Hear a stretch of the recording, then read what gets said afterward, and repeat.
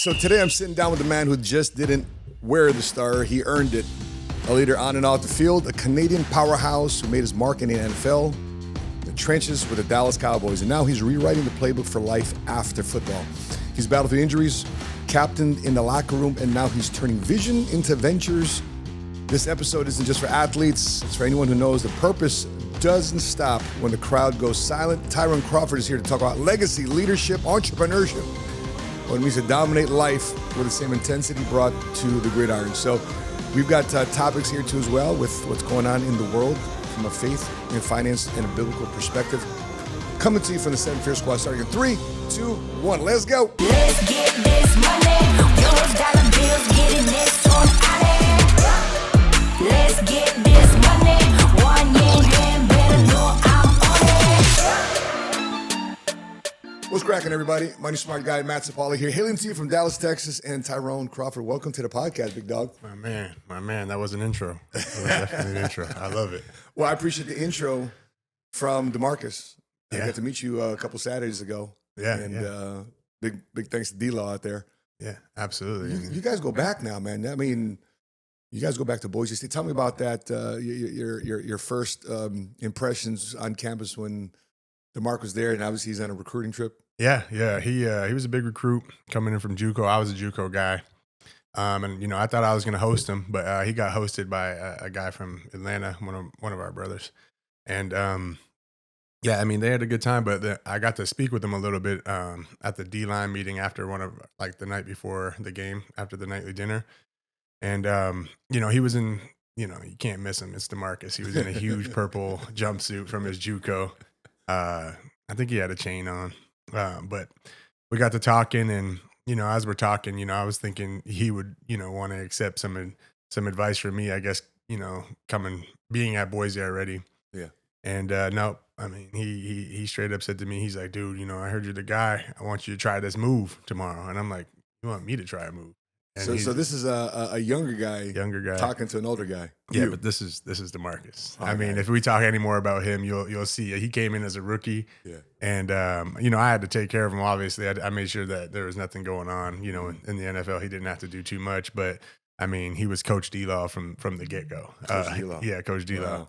But at that Boise meeting, we got talking, and he showed me this move, and it was a cross chop type of move, and I was like, all right, I'll try it at the game. I'll try it in the game tomorrow. And I forget who we were playing, but, I was looking over the sidelines. It was about third quarter, and, I haven't tried the move. And he's sitting there like, man, try the move. And I was like, all right, man, next drive, I'm trying the move. And I went out there, third down came around, and I was like, you know what, I'm going to try the move. I did the cross chop, boom, got a sack. And, I mean, we've been brothers since then, man. I got off, got hyped. We were jumping, hitting each other in the air and stuff. And it was, ever since then, man, we were locked in. And, when they asked me about him at Boise, they're like, hey, man, this guy's kind of a troublemaker. And I was like, yeah, he's not really a troublemaker. Like, he's a good dude. Cause I had kept up with him since then. And he had a great career at Boise. And I was like, no, he's a good dude. It's just, our coach, Chris Peterson, he's an amazing man, but his rules were real stern, and you can get in trouble for wearing a hood in class. You can get in trouble for wearing a hood or, earphones on campus. So he got in a little trouble at Boise, and I was like, hey, don't let that trouble thing scare away other teams. Don't let it scare away the Cowboys. Go get that boy. And that's what they did. They traded up and went and got him. Do you remember way before your time, though, it was the defensive end of the Bears draft. His name was Trace Armstrong. He's a yeah, exactly. Yeah. I know. We talked about this earlier, but he was a guy from Boise State. This is the first time I ever seen Boise State because your field was blue. Yeah, and it was odd for me to look, but the Bears drafted him. Anyway, he had a great career. He went out to play for Miami, but you came to America by way because you're originally from Canada. Yeah, you're Canadian. Yeah. So where'd you learn? Was football up there a sport that everybody played? I mean, how'd you get good at it? Yeah, I mean, we in high school we're a border city, so we're right across from Detroit. We're actually more south than Detroit is, right? But oh wow, okay, I got it. Yeah, so we're kind of like and through the lakes, exactly, through the Great Lakes. But we played Canadian football rules, and we weren't heavily recruited. So when I was coming out, I was more recruited on the basketball side. But I did do some, football camps at Michigan State. And, coming out of high school, the football coach heard about me through this camp at Michigan State and I guess through friends. And so Boise State and Michigan State came out to a couple basketball games and, they see me play basketball and they offered me for football right away kind of thing. And I couldn't clear the clearinghouse in the United States. So I had to go to junior college. So I went to a coach that a lot of people recommended. Clearinghouse in terms of like your education? Yeah, my education. Your Yeah, credits, so right. like my SAT scores and all the it was mumbo the same. jumbo. Yeah, I mean Yeah. now they're just giving money to kids. Hey, it's a different day, but good for these boys, man. Good for these boys and girls out here, going to get this NIL money. Yeah. But yeah, man. So I couldn't clear it. Went to a junior college, played for a coach in Bakersfield named Coach Chudy, and and his staff, the amazing staff, and had a great 2 years there. One of the most memorable 2 years of my life, and went on and got drafted. Yeah. By the way, shout out to Bakersfield. Shout out to Ricky and Erica and the Deltros out there running our Bakersfield office in PHP. Shout out Bakersfield, man. Yeah, That's dope. Baco's got nothing but oil fields and grapes and farming, Yeah, agriculture. and the best people in California. Amen to that, bro. Yeah. I would have to say that. In terms of you're getting drafted into the Cowboys, 3rd round, 81st overall. Man, that's a freaking dream, bro. Yeah. What was you ever having these aspirations to get drafted into the NFL? I mean, the aspirations were there. I mean, but honestly, like, I don't want to say it wasn't self-confidence. I just, grew up thinking CFL, right? I grew up thinking CFL was Argonauts. kind of yeah. Honestly, Montreal was my team, but I got you. yeah, you're right, Argonauts, but no, that's Toronto. But yeah, you might know Canada anyway. Alouettes, I'm thinking, but so I was thinking that more than I was thinking the NFL, and it just became more and more of a reality when coaches would tell me, different teammates would tell me, and it just became more and more of a reality into my senior year in college, and I just, it was good that way though, because you weren't thinking about trying to go to the NFL. My mind was just on balling, just on playing my best ball. And were you always bigger than everybody in your class? in high school, Yeah. but then I mean, College, JUCO came at one step, and then college and another step. Like it was actually a good stepping stones for me. So JUCO, the ball was good, but like it wasn't university ball, right? So obviously. So I mean, it came perfect steps. It was high school, JUCO, college, pro. Got it. Yeah. So So when you're looking at, and you mentioned NIL earlier, what a different era we're living in today. I know, man. So I know, man. how do you think you would have treated your career differently in college, even in high school, knowing that NIL money is, something that is not just generated by the team, but the boosters and the network of investors and entrepreneurs out there?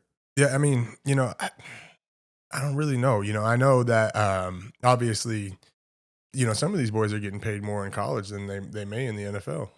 So that's hard to grasp as a college student. Like you're pampered already. You're pampered at that young age, kind of thing. Is where it was still a really crazy grind for us in college. Like, I mean, we were still, scholarship checks were only paying for rent and a little bit of food. Everything else you had to go and get somehow, right? So it was like. And then while we were still doing study hall, workouts, practice, and school, right? So it was a grind. And now I think like guys they take so much off of some of these guys play. Most of them actually, most of the team gets at least some kind of money on top of their scholarship check. So yeah. I mean, SMU now, they said every athlete on their team here at SMU gets paid $80,000 a year to play. Good. I mean, I'm not mad at it. I'm happy for them boys. And that was a college that went down in the 80s for paying their players. Yeah. With the whole Eric Dickerson era. Now LSU just does it. LSU just, they don't have to get in trouble for what they've been doing. What did Shaq say? So why'd you go play at LSU? Because they paid the best. Yeah, straight up.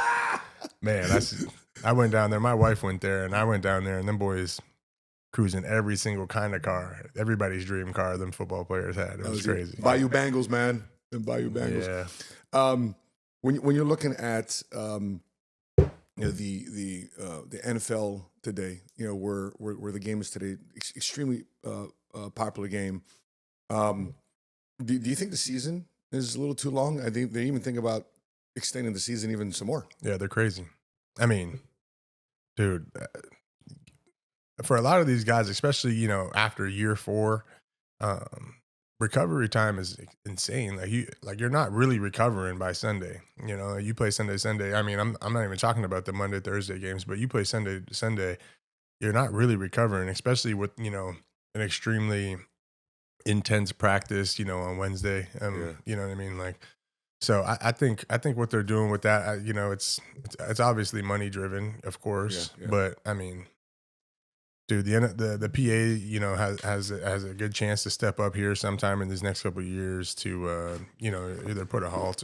They definitely have to put a halt to, adding more games than this. It's getting insane. I mean, you did 9 years, man. 9-year playing your career. And so you got drafted and retired with the same team. Yeah. Very, very rare. Very, very lucky. Yeah. Fortunate. Yeah. And so, what was your process in saying, okay, it said, there's a quote in news that says, Tyrone, he came to me right away in the exit interview process. He's going to retire based on Coach McCarthy. What was what was that moment? How did you know? I kind of knew, after going through the battle of my hips, I just wasn't the same ball player, and I wasn't giving what I wanted to give to the game. And my mentality is really just the battle with me and the man or two men across from me. Because as a D lineman, you're getting double teamed, especially the position I played. But what, 3 tech? Yeah, I was playing 3 tech a lot in my career. I played a lot of end too, but 3 tech mostly. And I was a lighter end of 3 tech, so you know what I mean. It was always a battle for me, and that's what I loved. Like under 300. Oh yeah, I was for sure under 300. I was sometimes 275 going in there. Could you imagine? I'm a lighter. Yeah, 270. Large human being right here. Yeah. Well, I mean, yeah, but at that position, you want to be in the 90s at least. 95, 300s, and still kind of getting off the ball the way you are. But yeah, I mean, dude, I love the battle. That was my favorite part of the game. Because as you can't really control what happens, outside of your individual battle in football. You got to win, you got to do your job, win your job. And that's what I was so passionate about. I was passionate about, it was me and some other man thinking he can get me, and I was for sure going to get him. Right. So, but you're studying tape on him and he's studying tape on you. So what are you, what are you trying to figure out when you're studying game tape? I mean, I personally was just trying to get a little edge. Right. So if I can get off the ball quicker because he does something with his foot or his fingers or his hand. That little thing. Yeah, just a little thing, But, for me, I had a coach that was harping on us constantly about watching yourself. You know what I mean? So I watched how I can improve. Yeah. And I watched me mostly. And then closer to game time, if I could figure out something, which it's rare that you do. Most NFL players are pretty, poised in their stance. And at least, if it's not like a Trent, like Trent will kind of give something away, but he's still going to rock your face. Right. but like Trent Williams. Yeah. The guy's a killer. But the guy who smacked, what's his name? That defensive back, Richard Sherman. Oh yeah. Guy's smacking everybody in the league. But they say he's only smacking people that are smaller than the ones smacking people his size. I mean, we had a good relationship after the game, you know what I'm saying? Yeah. But during the game, we were smacking each other around. For sure. Yeah. But yeah, man, it was the battle for me. Yeah. So when you're looking at the guys now in the league, now they're building a brand while they're on their platform, like a podcast or doing these type of things, which I love. And you get an insight of how players are thinking, what players go through. When the draft is coming up here, what is every player going through in terms of, okay, who's going to draft, who is there teams there that players know, man, I hope this team don't draft me. And there's teams out there that seems like, man, I hope this team does draft. Do teams have that reputation amongst the players? Yeah, I mean, for sure. There's a lot of players are like, man, I don't want to go to a cold city. And I don't want to go to a crappy team. You know what I'm saying? And no offense like to Chicago or anything. But I'm just Hurt me, baby, hurt me. like that's a prime example, you know. Damn. Like I mean, but a lot That's of painful. yeah. Shit, Once you like get this. there, though, a lot of guys love it. You know what I mean? Yeah, And it doesn't matter. Like you're in the circumstances you're in. Yeah. You know what I mean? You got to go hard. But Yeah. a lot of people love Dallas and they want to be in Dallas. And you know, I know we were talking about the brand, but you know, and that's one big reason. But also, I mean, just like, you know, the comfort of how you went to battle, Like, you know, I played at Boise, so we had some cold games, but it was never like, you know, if you try and play D lineman in a cold game when your fingers are freezing, like we played in Chicago and the I forget what the actual feel like was, but it was super negative, and I was just like, it was the worst. It was the craziest game. As a pro, or yeah, as a pro, Yeah. and my fingers were just Crazy, like man. just numb to everything that was happening during the game. Yeah. I had one of the best games I've had, but it was still freezing. Yeah, it's freezing cold. Doing that for a living, man. Yeah, I mean, I'm born and raised in Chicago. I mean, but you guys are out there, and you guys are hardcore. You know, no sleeves out there, negative 20-degree weather, mental thing. It's all a facade. Freezing. yeah, freezing, bro. Just gonna make it look like I'm not freezing. I mean, I can take the cold, but bro, one thing here in Dallas, it's freaking hot as freaking hot. Yeah. And my son's out there playing. I'm like, I'm hot in the stands, and I was in the Marines. I was deployed in Africa overseas, and I'm like, yo, Dallas is hot. Hot. It's hot here, and then humidity in Houston and Miami and Florida. To be a football player playing in that gear, Mm-hmm. amongst other sweaty men stinking up. It's not like they're taking showers and being. Yeah, no, you have to have a Hygienic. different type of mindset when you're playing football, you know, and then also taking care of your body. I mean, you know, as you know, you and your son, you know, probably know going into games. I mean, you gotta stay hydrated. You gotta be overly hydrated going into it here, at least. You know, even in practice here. I mean, you know, Jerry, you've seen the star. You know, Jerry's got us in like a fishbowl. Yeah. You know, where there's sun beaming off of this building and sun beaming off and it's just, I mean, it's hot. You can't get away Practices from the are sun. hot. No, yeah. And with Coach Garrett, he didn't care. He was like, "Yo, we're outside." Yeah. When you're talking about players and friends, speaking of D-Law, he's got this long, I would say, love letter, bro. I mean, this guy, you meant a lot to him, bro. You meant a lot to him. Yeah, I mean, he means a lot to me, man. That's my boy. That's my brother, for real. I mean, but yeah, I know what you're saying. I know what you're talking about. The when I retired. Yeah, April of 2021. Yeah. About, you know, the weekend you guys first met, in terms of him being on there. Now you mentioned, like, bro, I'm going to get you on the Cowboys. So how do you have that much influence when you're on the Cowboys to say, D-Law, I'm going to get you on the Cowboys? How do you have that much influence? Is it with the coaches? Is it with Jerry? How did you know did you have enough pull to bring him to the Cowboys? Honestly, that was like, you know, 50% hopeful comment and 50% confident comment, you know? Because, you know, I knew that at that point in my career, I was kind of gaining some momentum, you know, amongst the coaches and credibility. Yeah, credibility. And, you know, just with the strength staff and it like, weirdly enough, like a lot of the staff has, you know, a lot of input on who gets into the building as well. Right. And, you know, my relationship with a lot of the staff members, I mean, besides the coaches, a lot of the staff around the Cowboys that actually have been there forever, you know, the trainers, the equipment guys, you know what I'm saying? All people that I call family, right? And so I call them family from an early time because, you know, I'm Canadian. That's just how I walked into the building and that's kind of how we meshed up. So, you know, I was talking to them about it a lot and I just continuously mentioned him and then, you know, Coach Kiffin came to me and said, hey, you know, like, I know you've been telling us about this D-Law guy, you know, we're highly considering him. And I was like, okay, this really might happen. Yeah. Yeah. And I mean, because he went in the second, right? Second. Yeah. But they made like a crazy move to go get him. Yeah. They traded up. Yeah. They traded up. I said, never told you this before, but Tyrone, thanks to your advice and guidance, you helped me not jump off the proverbial bridge, but that most NFL players fall off when they don't take their profession seriously. You saved me with your support and constant encouragement. You got me back on track. Wow. And then your quote back to him was, I'm Rob with you. We're gonna do whatever we got to do to get you back to being your normal self. End of story. So you're that guy. What's that locker room like, man? That locker room between friends, between it being a profession.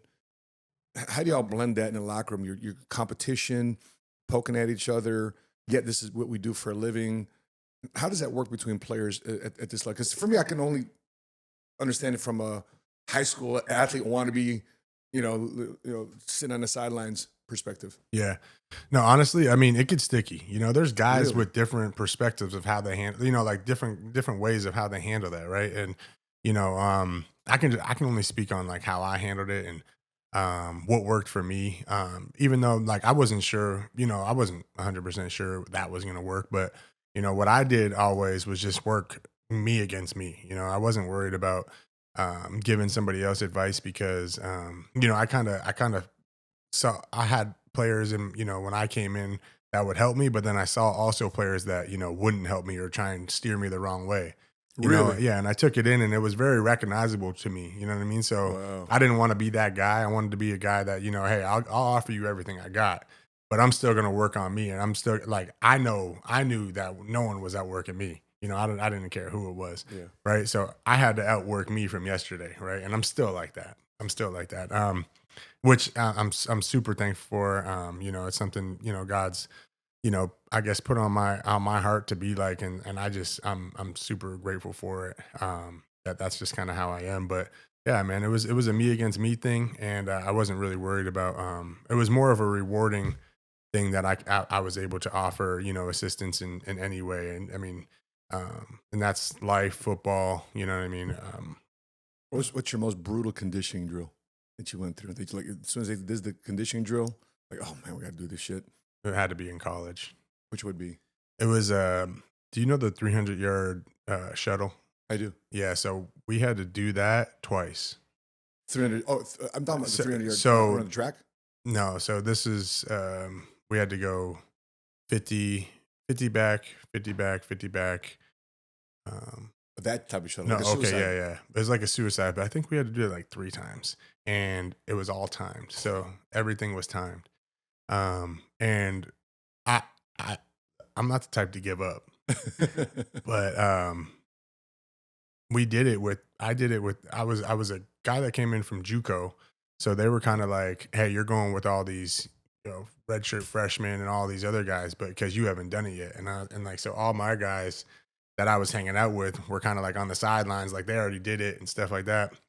And no one was telling me anything. They're like, okay, just, keep going. And then I'm seeing like all these guys dropping out, and there's like no consequences for them. At least this is what I'm thinking. Like there's no consequence for a redshirt freshman, for dropping out of this thing. So I'm the last guy going, and I'm probably 3/4 of the way through it. And I'm like, in my mind, I'm like, I can't get this done. Right. And I'm sitting there, I'm still trying to hit it. I'm dying. And I'm like, I'm not going to be able to make the next time. You know what I'm saying? So like I go as hard as I can, but I kind of just fall out. And then I'm like, I failed. Right. But everybody comes around me, jumps up, yeah. Right. And I'm like, Wow. why are we celebrating? I failed.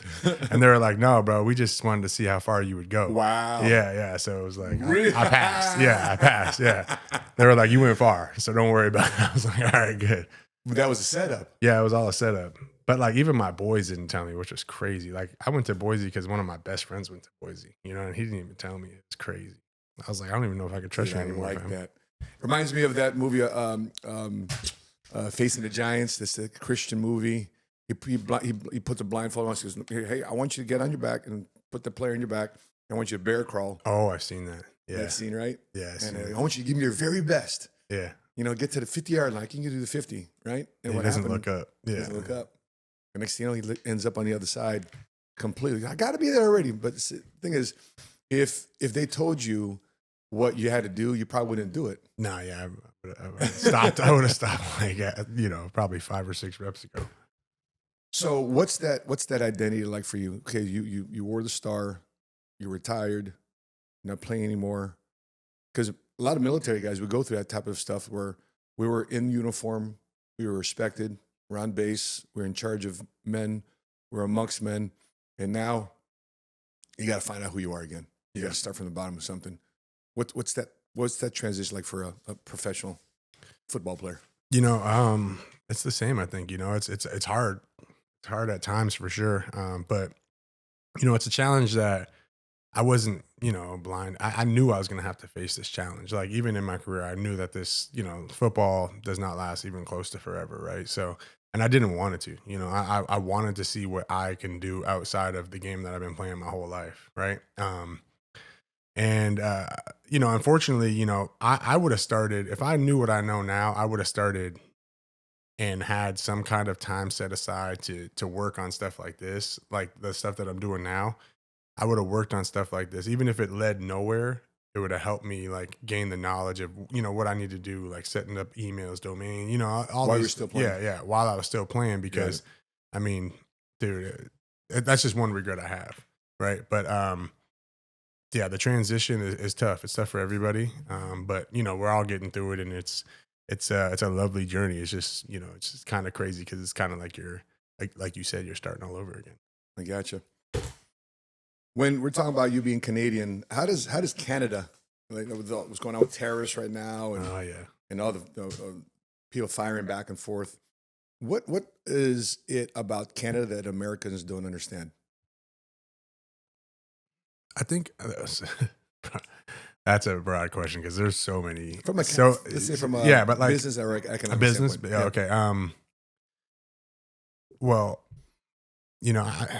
personally, there's different parts of Canada that do better than others. So, Okay. where I'm from is very industrial, and we're pretty much like right across from Detroit. So we send car parts to Detroit, right? I mean, that's where a lot of our money's made. If there's jobs for people, it's usually in the car industry, in like the parts in factories.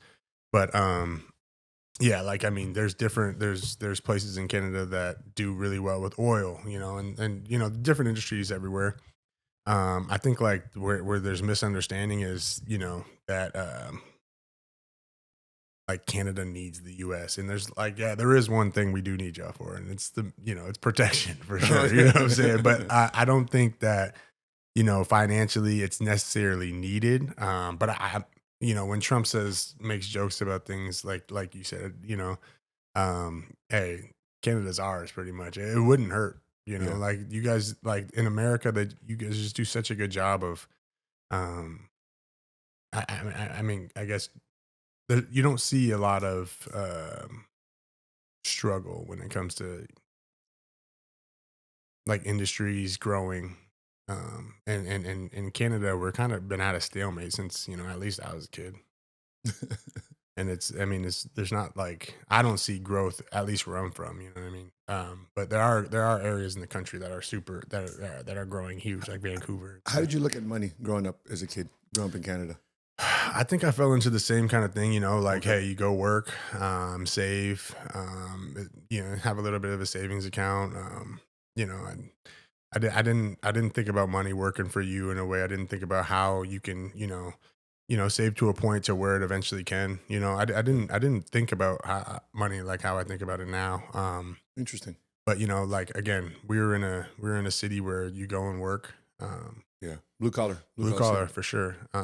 And I mean, that's just kind of how it was. I mean, my mom, always had aspirations of doing things, but when you have two kids and you work at a factory, and you're kind of like, my dad, they had separated, and my dad worked on a ferry boat, going back and forth from Pelee Island in Sandusky, Ohio, to Ontario, and it was kind of like that, like both, salaries like that, and they were just trying to, survive at that point with two kids, and my mom kind of took the grunt of it at times, you know what I'm saying? So it's hard to really fulfill your aspirations of maybe making some money work for you at a point when you just got to survive.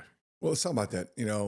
What is you've made money in the NFL. You make a couple pennies, a couple quarters, a little bit of change. Yeah.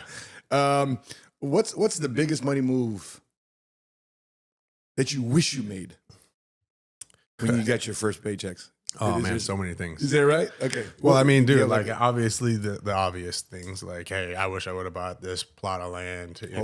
And I don't even care where it's at, Prosper, Frisco, Salina. Yeah. Along the tollway, or Yeah, I mean, I would have if I knew what I knew now, I would have dumped everything into land or into a certain stock, Amazon or I got it. Bitcoin, whatever it is, right? But yeah, I mean, dude, without knowing, um, I'm kind of happy the way things worked out, without knowing, Yeah. so I have an uncle that kind of made a good, fortune in his life, and he kind of advised me, especially when I signed my contract, on kind of how to put things in. We were just super conservative, but now, I got full range. I'm trying to make the right decisions, you know what I mean, with my portfolio. Love it. When you're looking at by the way, did you play with Brandon Carr? I did, yeah. Did you? Okay. Yeah, because my guy. Funny, is that right? Yeah. V Carr. Yeah. Okay. Funny story. Because I'm on my come up, and I think we just crossed 7 figures of income, and I'm commuting back and forth between Chicago and Dallas, and I'm looking at Prosper. Oh, okay. And people are asking me, why you want to move to Prosper? I said, are you kidding me? Just the city's name. Why'd you move to Prosper? Well, because I want to prosper, baby. I love that. Yeah, it's perfect. I live on the corner of Financial and Independence, baby. Let's go, right? And plus, Dion's house is up there. Yeah. Casa de Monticello, and I put an offer on a piece of land on a lot.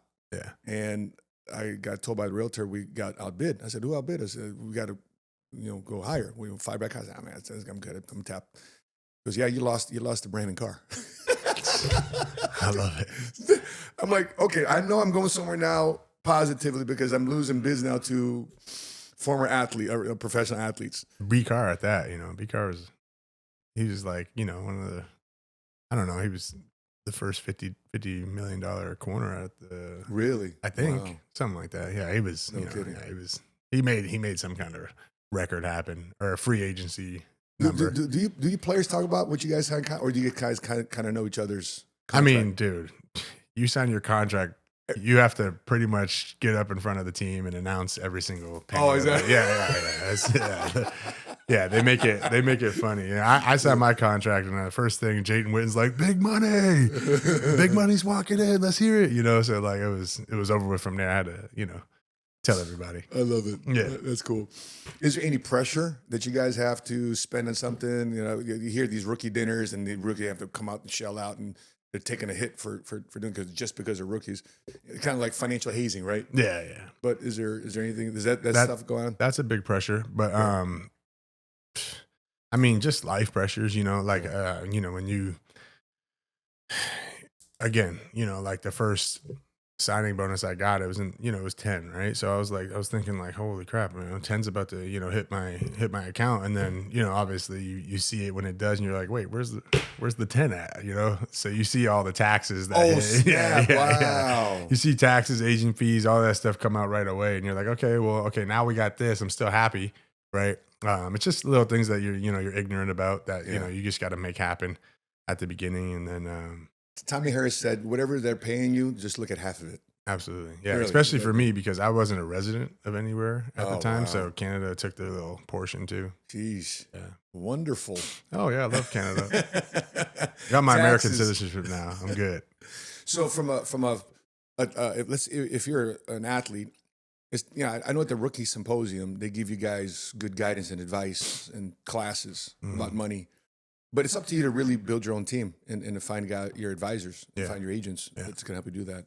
Yeah. And I mean, that's something I advise all athletes, coming in, and especially going into your second contract. And, if you know that, something like that's going to happen for you, is to seek, mentors, people like yourself that can help just answer questions. Like, I was asking you about business earlier, I can't wait to sit down at a dinner just to, seek your mentorship in just this world. Right. So, I mean, I always advise them to kind of seek, the same kind of, information, because, it all hits you at once. And I mean, to know more, and to know kind of how to handle and structure some of the things that you're about to get into, you do insurance. I think that's, amazing. I haven't tapped into that yet, and I would love to learn more. You know what I'm saying? So, cause like I broadened out my portfolio, but not everything, I'm still learning, you know what I mean? So I still just need to learn and, grow from where I'm at right now. I don't want to, stay stagnant and get eaten alive out here. Insurance is like that 300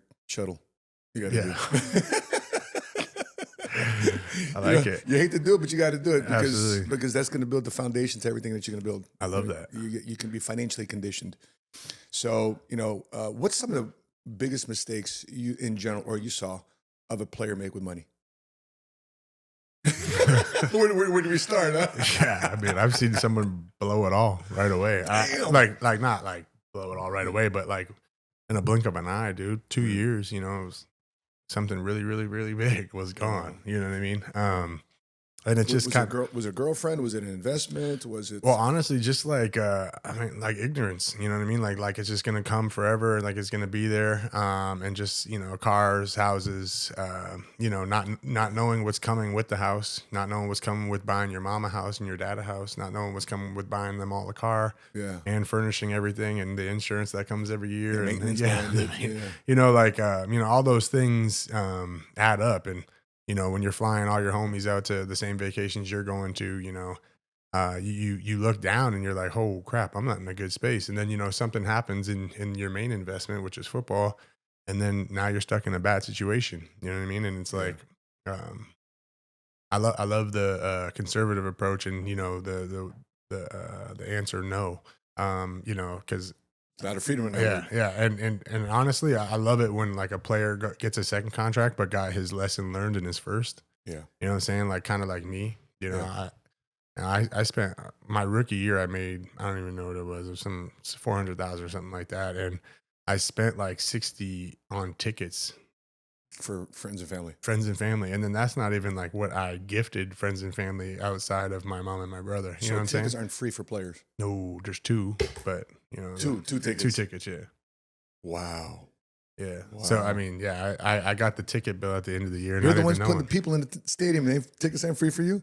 I mean, guys would order 30, 40. Yeah. That's rough. Yeah. Yeah. One of our clients, Jalen Wells, he got drafted by the Memphis Grizzlies, and his father now is he's being an NBA dad, which I think is awesome. Yeah. But yeah, you're right. There are family tickets, and there's tickets you have to pay to get there. Speaking of buying things and purchasing things, have you been seeing what's going on with China manufacturers calling out and exposing the luxury brands market? Yeah. I mean, to me, it's insane because like I didn't even know that. I didn't know where tariffs stood before this, but I didn't know like he can just say, oh, okay, no, I don't care where they stood. We're going all the way up. You know what I'm saying? We're going to wherever, and like to make this almost impossible. And unfortunately, I just got into a world with a Canadian teammate of mine that I grew up with. The reason why I went to Boise State, that guy, we got into a workout sweater brand, and we're kind of just at the tail end of finalizing it all. Cool. And it's kind of a unique material. That's what makes it all unique. And just at the moment of finalizing everything, and they're like, hey, well, by the way, if you do want to order this sweater, it went from $30 to $60 Because it's made in China. Yeah, made in China. So, Wow. And then if you want to make it in Egypt, you can't get the same pockets. We're like, oh, perfect. That's what we like. I mean, that's the issue though. For the last 30 years, bro, we've outsourced manufacturing and skilled labor like that. Yeah.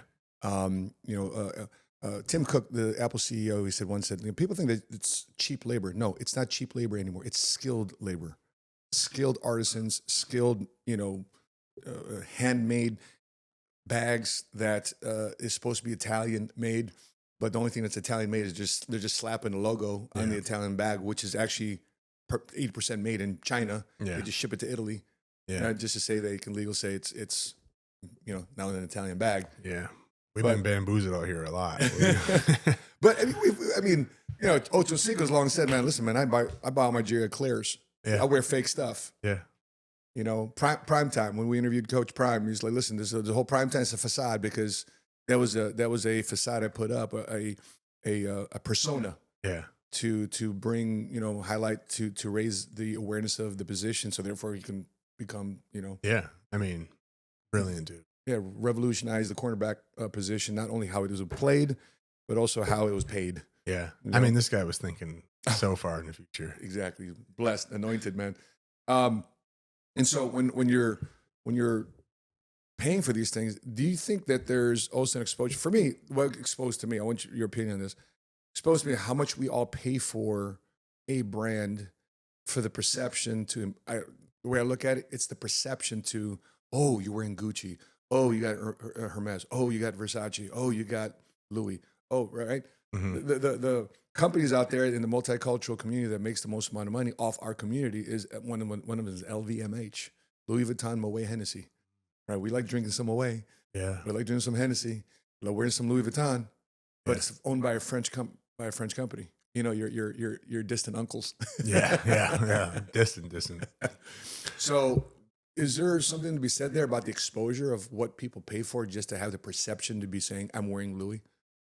Is that worth the money, knowing that we have to pay for it? Personally, I don't think it's worth the money, but there are people that do and enjoy that, like like the fruits of their labor in that way, and I don't take that, I don't take that from them in one bit, because at the end of the day, I mean, some people, I've never been like one to I guess like stunt. Like some of my friends back home are like, man, why don't you pull up in like a whatever car and in the city? And I'm like, cause man, I'm from this city. I don't want to like put nobody down in this city. You know what I'm saying? Like I might do that in Dallas every once in a while, but I'm not about to like just pull up on somebody. The same people that might have asked me for $1,000 last week and I couldn't give it to them, but I'm driving a drop top range, or a drop top Rose. I can't do that in my own city, but yeah, I mean, dude, yeah, the brand thing, and we were talking a little bit about the Cowboys as well, right? Like when people come to Dallas, they're like, man, I want to go see the Cowboys, even if you don't even really know, who they are. They, like, hey, that star, I know, I gotta go to one of those games, and yeah, I mean, it is an experience, but that's another thing behind every great brand is a visionary like Jerry, like he makes Cowboys games, and watching the Cowboys and everything about the Cowboys, the whole experience, exciting, and that's what he deserves. He deserves his brand to be at that stature because he's given people the experience that everybody has with it. I think people are willing to accept that because there's an actual experience for that. For example, like the Cowboys Club here, the only fan experience to be from a guy like me, a wannabe athlete, to be part of the players because I'm part of the Cowboys Club. Yeah. Because you pay extra amount for this. It's a social club.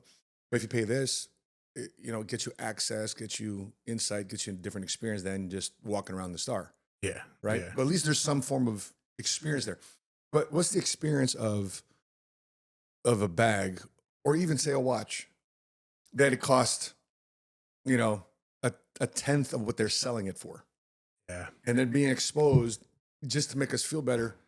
For example, if you go to my wife's closet and buy a bunch of purses. Oh yeah. But for her, they're all collecting dust because she's not about the Louis. She's not about the why. I don't know what YLS. I don't know. I think it's YSL. Wait. Yeah. Obviously, I'm not about the brands, right? But I like wearing stuff, but I'm not validated by the stuff. Right. Yeah. Some people are validated by the stuff. Yeah. And if and that's what, like, that's where you find, good character, good people, you know what I'm saying? If you could tell that like, they're not validated by the stuff, that's when, you continue. I mean, at least I continue the conversation with somebody, you know what I mean? Yeah. And, I enjoy, being something nice as well, you know what I mean? But sure. that doesn't define who I am at all. Not at Yeah. all. Yeah. So, Yeah, we're going to have, because now the White House claimed President Donald Trump believes the U.S. has the workforce and resources to build iPhones domestically.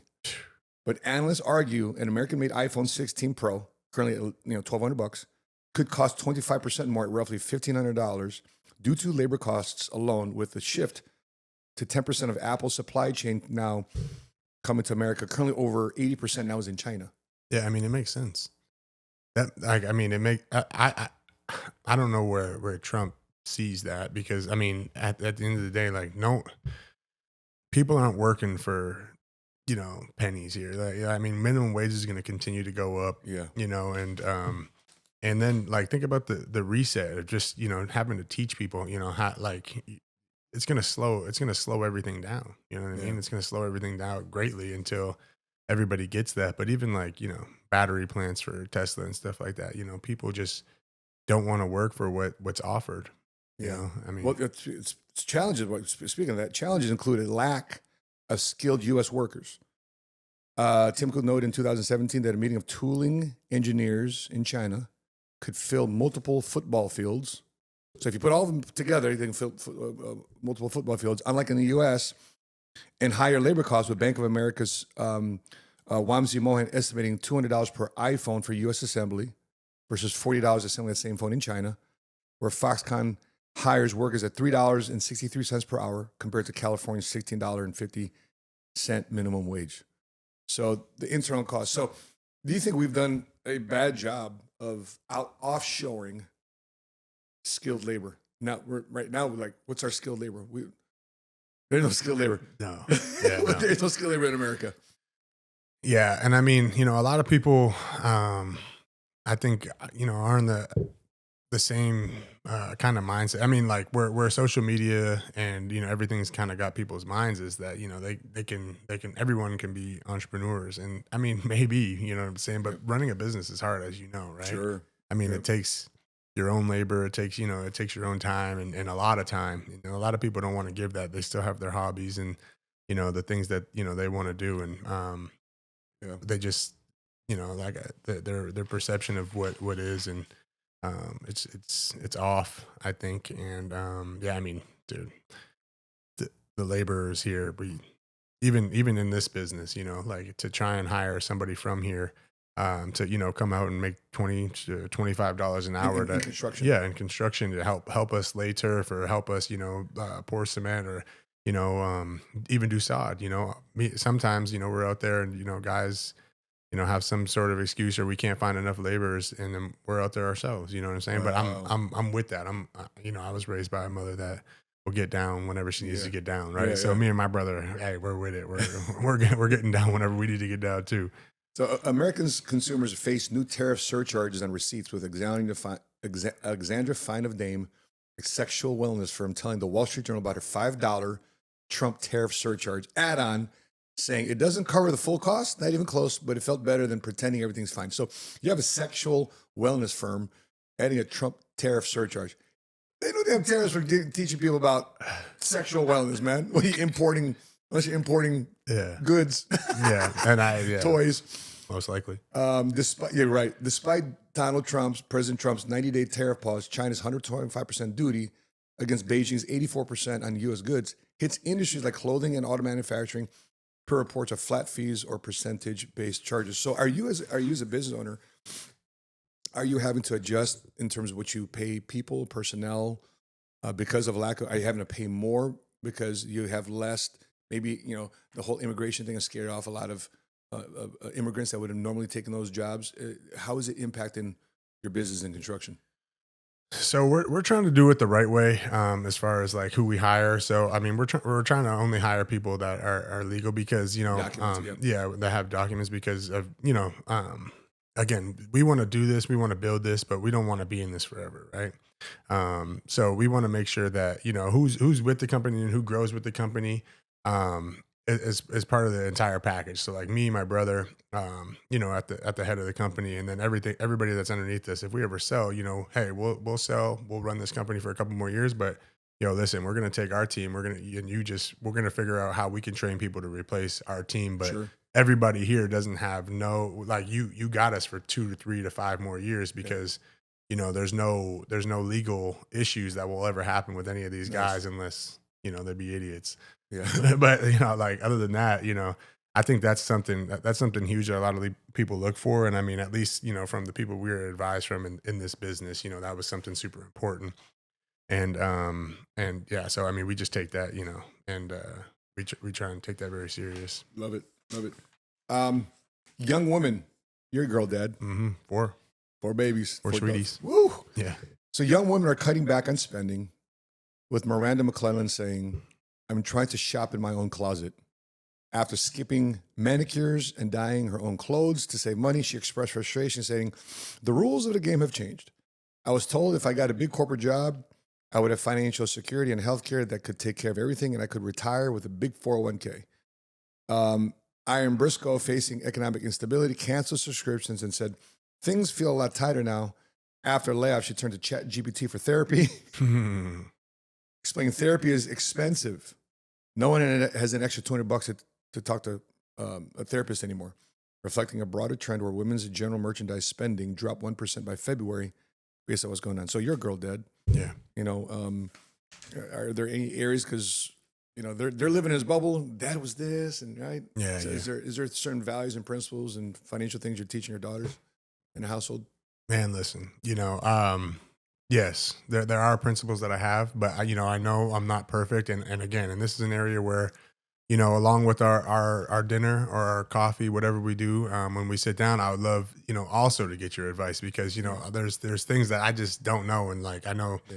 you have older kids, right? So Yeah. you've been through these situations where, I can accept, hearing your opinion on how you would handle some of these things. But, when it comes to like, obviously we have this financial, umbrella over our head, and, I want to keep it there. absolutely. I want to keep it there, and I want to fight inflation myself. And I want to put, situations together where it can help them fight inflation, but I don't want them to rely on what I put together for them. And I really don't even want them to know it's there, to be honest. Yeah. Until, they have to know it's For there. sure. Yeah. Yeah. But, Yeah.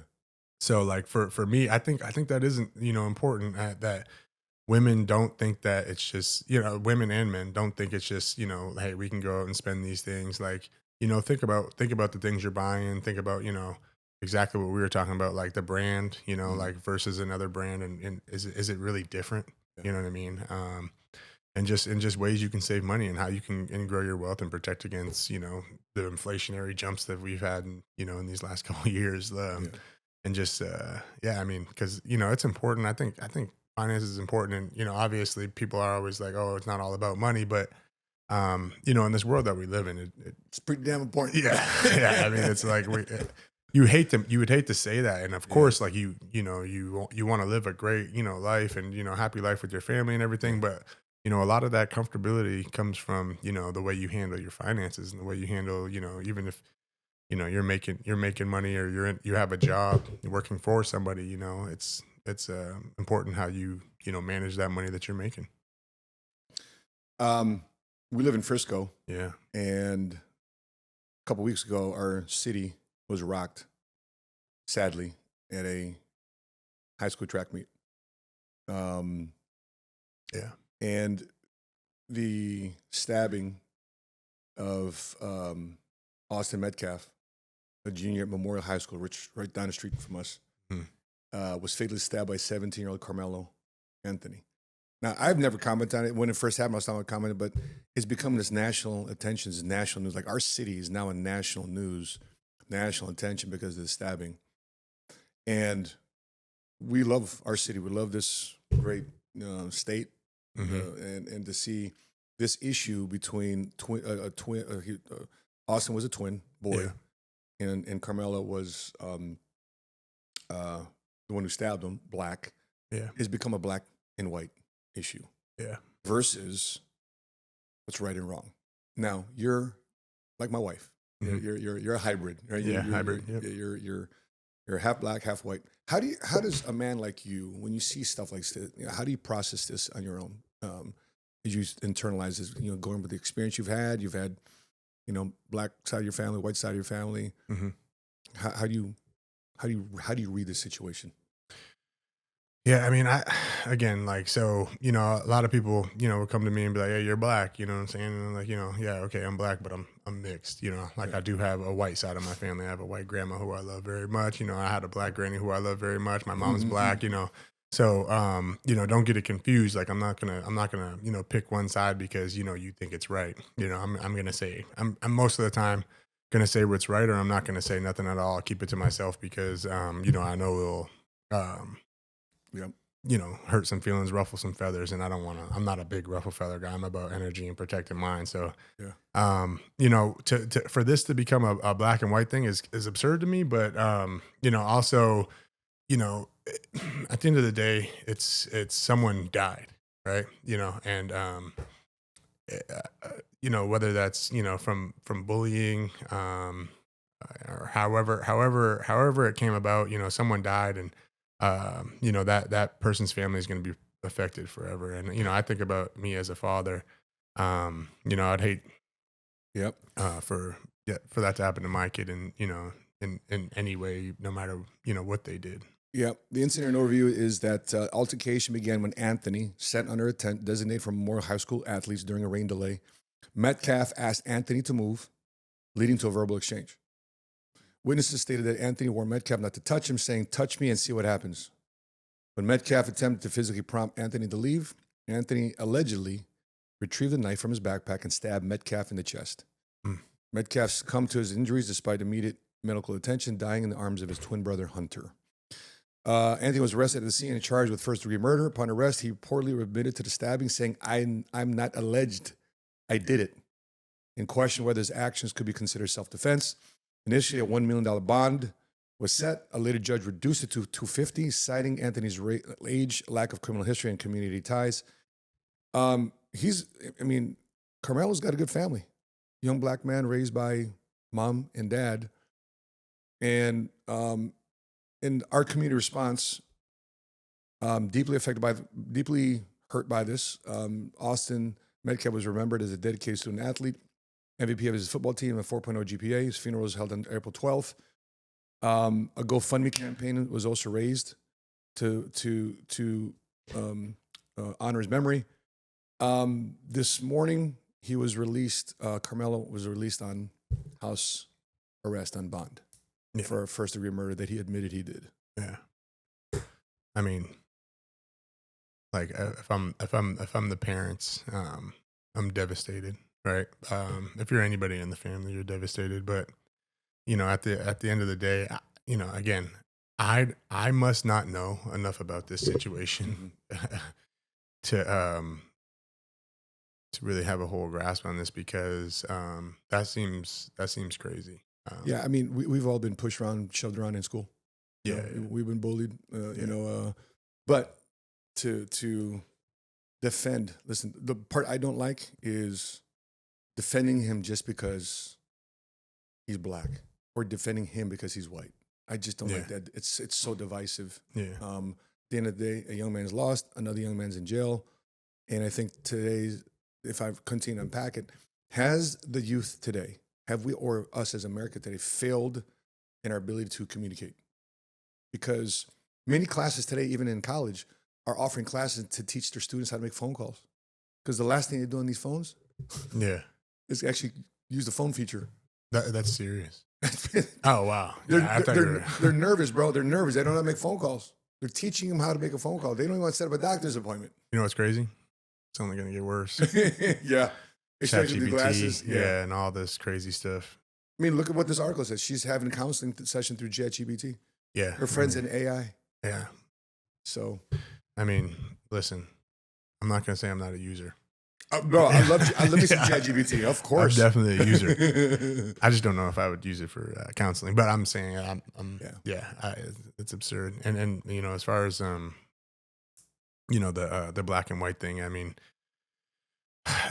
just pretend it was a white kid that stabbed a white kid. It's still horrific. It's horrific. Like, just forget the fact that he's black for a second, or would it be the same for black on black? See, now this is the thing. Like, if you really get to thinking about that, like, people would probably be like, oh, like, oh, whatever. You know what I mean? But like, a white kid stabbing a white kid, like, it would be horrific. You know what I'm saying? A black kid stabbing a black kid. Like, the problem with the internet is there's always going to be, it's the internet. There's always going to be people that you're never going to see their face. They're not worried about, they just type stuff. There's a troll out there. Yeah, there's mad trolls. Propagandists. There's probably people from other countries. There's probably like a system in another country that grabs onto something that's rolling like this within, a trending thing, and they just feed it with negativity. You're 100% correct. I mean, you're 100% correct. Which we got to wake up, right? We gotta kind of, everybody's got to kind of realize that and fight against it, because it's, it's attacking and eating alive our kids. And have you heard of 5th generation warfare? So I have an idea of, is that like the TikTok in like, yeah, okay, exactly. So before it was kinetic war, armies against armies, tanks against tanks. Well, 5th generation warfare is a concept that describes warfare primarily conducted through non-kinetic means like social engineering, misinformation, and cyber attacks, often utilizing emerging technologies like AI and autonomous systems. They focus on influencing social perceptions and behaviors rather than direct military confrontation. Yeah. So you're right. And we talked about the Chinese manufacturing bit a few moments ago. That's because these Chinese manufacturers went on TikTok, an app they own anyway, through ByteDance, and they're talking about we're exposing luxury brands. That's their app. Yeah. And so, which is scary. Yeah, that's mad scary. and it's this whole bot thing that you just brought up. I think that's a very good point because at the end of the day, you played sports. You've been with black, white, you name it. Yeah. Does race matter in that locker room, man, on winning that championship? Yeah, I mean, come on, man. Listen, there's been times where it's been ruffled, right? Like I lived through the Colin Kaepernick, you know, I was in all that stuff, you know, like it's been ruffled, but it's honestly, you're in a locker room with people that have been in the same kind of locker rooms their whole life. You know what I'm saying? So they've been a part of teams with black, white, you know, at least, right? Yeah. In their lives. So it's like they're not feeling the same way that everybody else outside of the locker room is feeling. So, you know, like that's where the things start to arise, right? And you know, like you get people text messaging and threatening, like, oh, you better kneel, you know, and like that's where the problems amongst arise. the players. Yeah. You better kneel. Well, I mean, like somebody from outside of the locker room's texting one of the guys in the locker room, and you know they're getting multiple of these texts, right? You know, like, hey, you're a coward or you're an uncle, you know, whatever, if you don't kneel. And then that's where, you know, they get all this pressure from outside, and they're like, man, what do I do? You know what I mean? Like you know, I'm kind of firm in the stance that, you know, like, which I'm not going to get onto it, but you know, all that was kind of insanely ridiculous. Yeah, because Jerry kneeled in the middle of the star. Yeah, and you're talking about like, I'm sorry, like, listen, man, I'm from Canada, and there's people from other countries. Like, this is, and I hate to say it, Canada, but this right here is the best country here in the world, and people just don't understand it that are here. You know what I'm saying? Like, they just don't. Wow. They don't look up and be like, okay, like, we're so grateful that this country takes care of us this way. Like, we could be in, name it, you know what I'm saying? And it's worse. Yeah. Way worse. Like, wherever it is, it's worse, right? I mean, I don't know, Canada's way worse, but I'm just saying, like, anywhere else, like, people don't live like people live here, no matter what, even the worst living situations. Like, you know what I'm saying? Like, the worst living situations here and the worst living situations in wherever, somewhere in China or the Middle East, you know, it's way worse. Bro, we're moments away from losing World War II. We could have been speaking German and Japanese right now.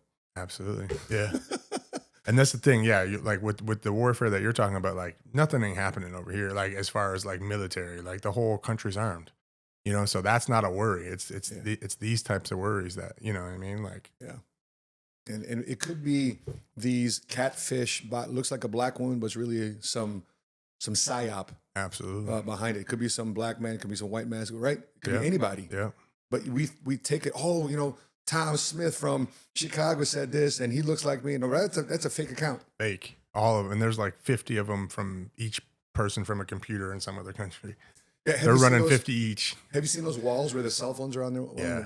That's it. Yeah. That's a cyber attacks, man. So back to the draft. Any words of wisdom for athletes getting drafted that was in your position many moons ago, and now that's their turn to get drafted? Any words of wisdom on their end?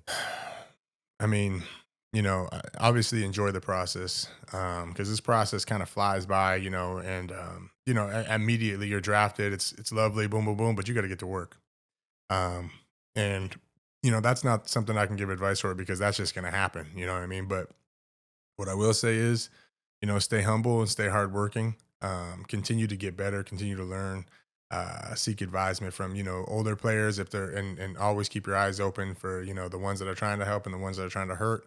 And enjoy the journey. This is your number one investment right now. So if it's not making you bigger, faster, or stronger, don't do it right now. You know, you have time for that in the future. Yeah, I mean, put all your effort into this thing, man, because it definitely pays off, and you know, it pays off, and works wonders for you and your family and your friends and pretty much anybody you want it to. You know, 100%, man. Yeah, love it. 9-year veteran of the NFL. Tyrone Crawford here. Appreciate you coming on the pod, man. And Absolutely. Appreciate you having me, man. you got to come out to the backyard and let me know what to do with my sport court because you're in the construction business now. So help me. Sports court, we specialize in them, so I'm gonna get you right for sure. 100%, man. By the way, do you want to share anything about that before we let you go? Well, man, I mean, honestly, you know, like I appreciate you having me on. You know, me and my brother are kind of in this entrepreneurship journey together. He's been doing it for 8 years, and he specialized in turf and you know, concrete, and you know, anything exterior construction. So you know, he's had a company named Legacy Lawn and Landscapes. We kind of expanded it and grew a big sister company, big brother company, at Crawford Signature Spaces, where we handle spaces like this, like your home, you know what I mean, and bigger jobs. And you know, we're doing that, but you know, also just trying to follow our passions as well. In our spare time, we wake up early, and you know, we're gonna run boot camps because we love to work out, we love exercise, we love you know, just staying on our health grind. And then I'm gonna work with some D linemen, probably 2 days a week, and just get them right, man. I have something in my mind that helps with you know, our craft, but also our explosion. I'm an explosion nut.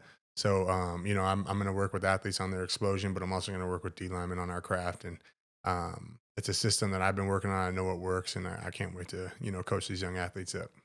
Chop rip. Yeah, chop rip for sure. Oh, you remember? We were rip. teaching you the move the other night. Tweak my damn shoulder, brother. Absolutely. What are you doing to me? Yeah, DeMarcus he's got some arm breaking moves. Does he? Yeah, we keep these things sharp. Is that right? Yeah, I mean, these are called our swords, man. We keep them sharp. Yeah, you gotta Interesting. You know, break down bones, man. Because when the lineman comes out, that's break his bone. You do that enough times. You strengthen this, and he don't have this part of his arm strengthened. Like he hasn't been working on that. Yeah, you know what I'm saying. And eventually, he's not gonna want to put that arm out there. He just want to just punch you. Yeah, and that's when he shows, and then that's when you take advantage of it. Yeah, that's it. I love it. It's craft, man. Love the technique. My wife wants to talk to you about training our son too as well. Yeah, so let's do that, man. Yeah. Absolutely. For more information about Tyrone Crawford and Crawford Signature Spaces, all the links are in the description below. Please put your biggest takeaway here in the comment section below. What did you take away from Tyrone? What did you take away from his mindset, his thoughts on how he's seeing the world through the lens of a pro athlete as a Canadian American? That being said, guys, if you haven't done so already, make sure you subscribe. We'll see you for the next podcast next week. That being said, from Dallas, Texas, I'm your money smart guy. And until we meet again, continue to live smart, continue to love smart, and be money smart today. Boom. I'm a big inside.